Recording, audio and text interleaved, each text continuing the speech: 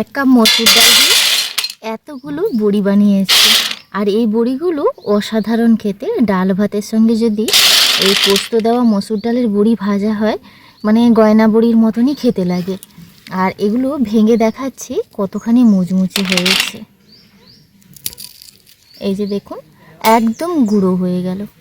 খেতেও কিন্তু ভীষণ সুন্দর, মুখে দিলেই পুরো মিলিয়ে যাবে। নমস্কার বন্ধুরা, আমার চ্যানেলে আপনাদের সবাইকে স্বাগত।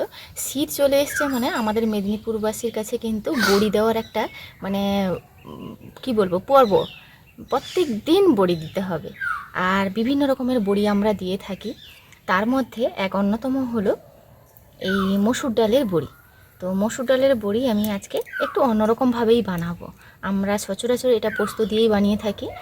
আর যেটা গয়না বড়ি তো আমার চ্যানেলে অনেক দেওয়া আছে। আজকে আমি মসুর ডালের বড়ি বানাবো।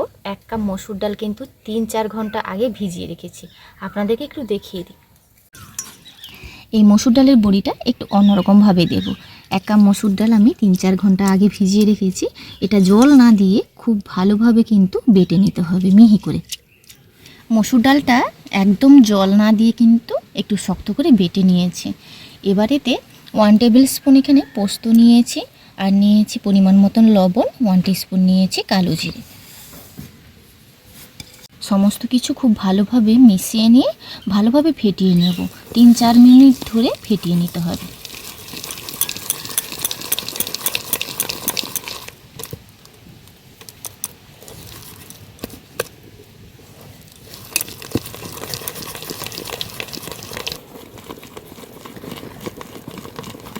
একটু সময় নিয়ে ফেটিয়ে নেওয়ার পর মোটামুটি আমি 3-4 মিনিট ফেটিয়ে নিয়েছি। দেখুন কালারটাও চেঞ্জ হয়ে গেছে। এরকম তেলের প্যাকেট কিন্তু আমাদের বাড়িতে সব সময় থাকে। তো এই তেলের প্যাকেটেই বানাবো। আর একটা নিয়েছি কলগেটের মুখ। এই কোনায় একদম ছোট করে ছিদ্র করে নিচ্ছে, যাতে এই মুখটা কিন্তু টাইট হয়ে থাকে। ভেতর দিয়ে কিন্তু মুখটা এইভাবে ঢুকিয়ে নেব।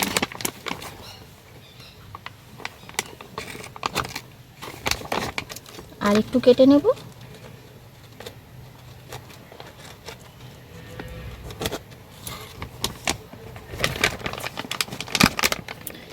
এই যে দেখুন, একদম টাইট করে ভরে নিয়েছি।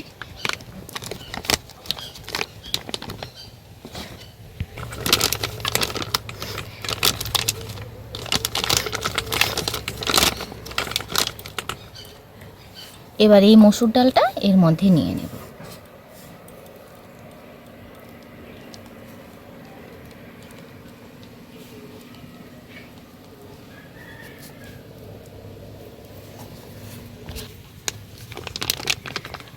মুখটা কিন্তু আপনারা চাইলে গার্ডার দিয়েও আটকে নিতে পারেন।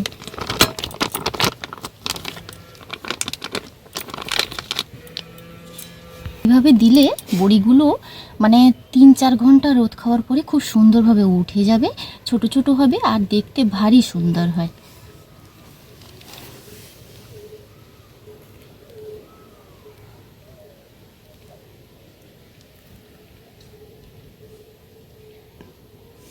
কিভাবে দিচ্ছি আপনারা নিশ্চয়ই বুঝতে পারছেন। এইভাবে কিন্তু একটু নিচের দিকে করে রাখছি, আর এই মানে প্লাস্টিকটা চিপলেই কিন্তু বেরিয়ে আসবে। আর এই বড়িগুলো এত মানে নরম হয়, মুখে দেওয়ার সঙ্গে সঙ্গেই পুরো মিলিয়ে যাবে।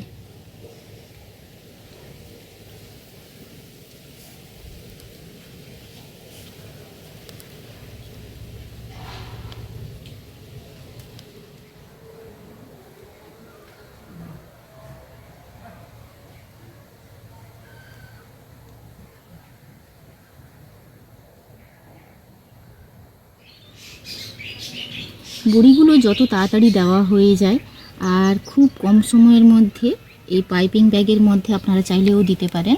আমি তেলের প্লাস্টিকটা রেডি করেছি এইভাবে। আপনারা কিন্তু সহজেই এইভাবে তেলের প্লাস্টিক দিয়ে বা যে কোনো মোটা প্লাস্টিক দিয়ে রেডি করতে পারেন। খুবই সুন্দর হয় এবং খুব তাড়াতাড়ি বড়িগুলো শুকিয়ে যায়।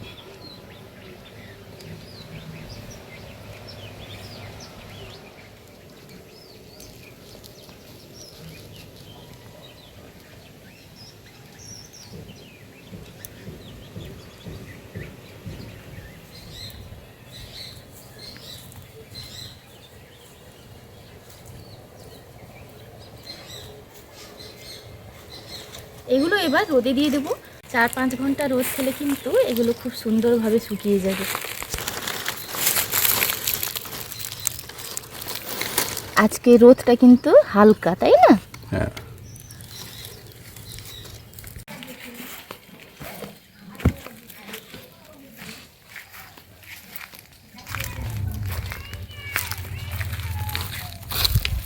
বড়িগুলো একদিনে কত সুন্দরভাবে শুকিয়ে গেছে, পুরো ভেতর থেকে একদম মানে শুকনো হয়ে গেছে, ভেজে খাওয়ার মতন উপযোগী হয়ে গেছে। আর যখন মানে শুকিয়ে যাবে তখন আপনা আপনি ছেড়ে আসবে।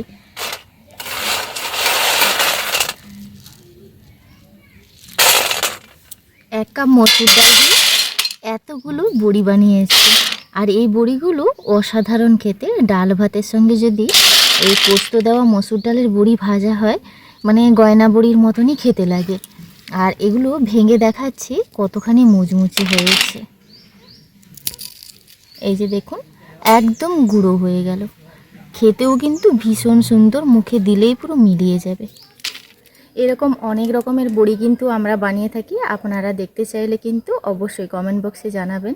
গিমা শাকের বড়ি, ফুলকপি, ওলকপি, চাল কুমড়ো, বিভিন্ন ধরনের বড়ি আমরা বানিয়ে থাকি। তো ওরকম রেসিপি দেখতে চাইলে অবশ্যই জানাবেন। আজকের ভিডিওটি এখানেই শেষ করছি। দেখা হচ্ছে পরবর্তী একটা নতুন পর্বে। আপনারা ভালো থাকবেন, সুস্থ থাকবেন, সাবধানে থাকবেন। আর ভিডিওটি ভালো লাগলে অবশ্যই লাইক, শেয়ার, কমেন্ট করবেন।